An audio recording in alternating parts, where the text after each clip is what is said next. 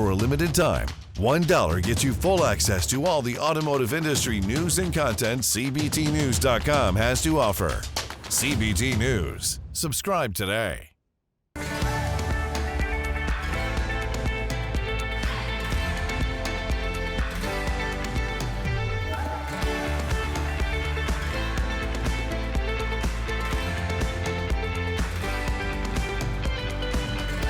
Welcome to CBT News with Bridget Fitzpatrick. Good morning, everyone. Welcome back to CBT News. I'm Bridget Fitzpatrick. Thank you so much for joining us today. Here's Chris Riggins with today's top stories. Thanks, Bridget. Starting off our coverage, Toyota's incoming CEO, Koji Sato, announced his intentions to expand the use of hydrogen fuel in the coming years. According to Sato, the company will focus on improving its hydrogen supply chain and infrastructure, even as it drastically ramps up EV production. Outgoing Toyota chief Akio Toyoda also prioritized hydrogen technology in addition to hybrid vehicles, but faced substantial criticism for his lack of interest in pursuing electrification. Up next, effort by the Biden administration to expand EV tax credit coverage to foreign automakers have recently come under fire from Congress members on both sides of the aisle. Leaders in multiple countries initially expressed worries that domestic sourcing standards in the Inflation Reduction Act would damage their local economies, leading the president to seek international free trade agreements which circumvent this rule. However, both Democratic and Republican lawmakers in the U.S. argue that the negotiations are being pursued without required congressional approval. Tesla vehicles are getting a long-delayed self-driving update which combines the automaker's autopilot and full self-driving beta stacks. The software upgrade was originally scheduled to release in November of 2022, but has remained in closed testing until now.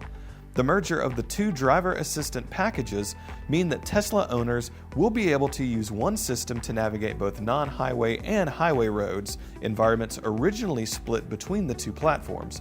Over 400,000 drivers are subscribed to the beta, but have not received a major update since its release. And wrapping up our coverage, last Friday an explosion occurred at the Michigan facility which supplies components for most major OEM brands across the world. Diecastle North America manufactures lightweight aluminum alloy wheels for a list of brands including Ford, Stellantis, GM, and Honda. According to local news, one employee was taken to the hospital with serious burns, but no deaths have been reported. As authorities investigate the cause, most automakers are still analyzing whether the explosion will cause any disruptions. Don't go anywhere. Coming up next is Alan Haig, president and founder of Haig Partners. We'll be right back. Delivering the news dealers count on for 10 years. Subscribe today and join thousands of other automotive professionals. CBT News, 10 years strong. Is now a good time to sell? On today's show, we're pleased to be joined once again by the president and founder of Haig Partners, Alan Haig, to give us his perspective and discuss what's impacting the market today. Take a look. It has been a great run. Dealers are making 3x what they were making in 2019.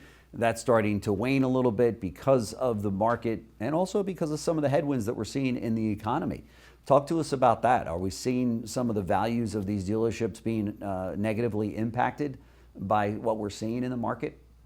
We think dealership values have come down about 10% from their peak, which was in the first half of 2022. Okay. But 10% down from, more than doubling the value is still really good number if you're coming to market to sell. Sure.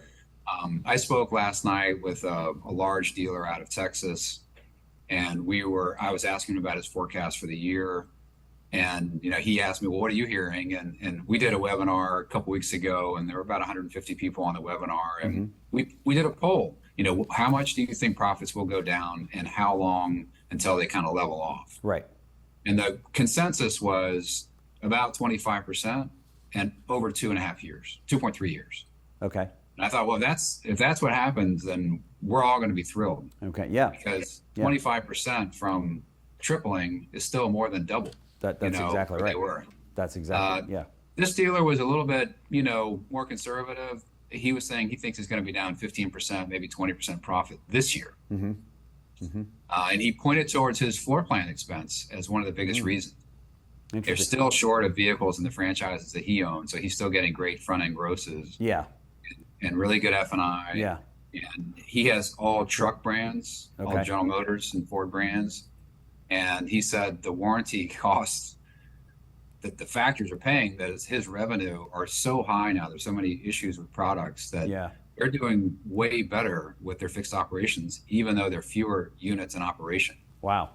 That's something we've been worried about is, hey, with, 7 million units per of maybe pent-up demand over the past couple of years, that's 7 million fewer units in operation. Isn't that going to hurt the fixed operations, or just fewer cars to go around? Yeah.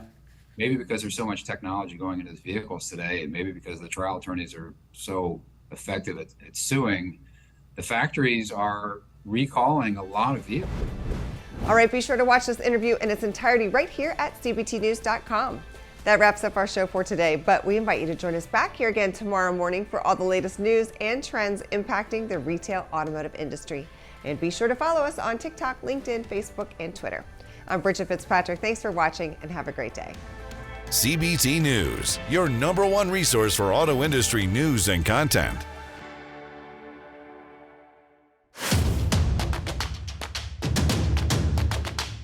Join the #1 most watched newscast in the automotive industry. CBT News. Subscribe today.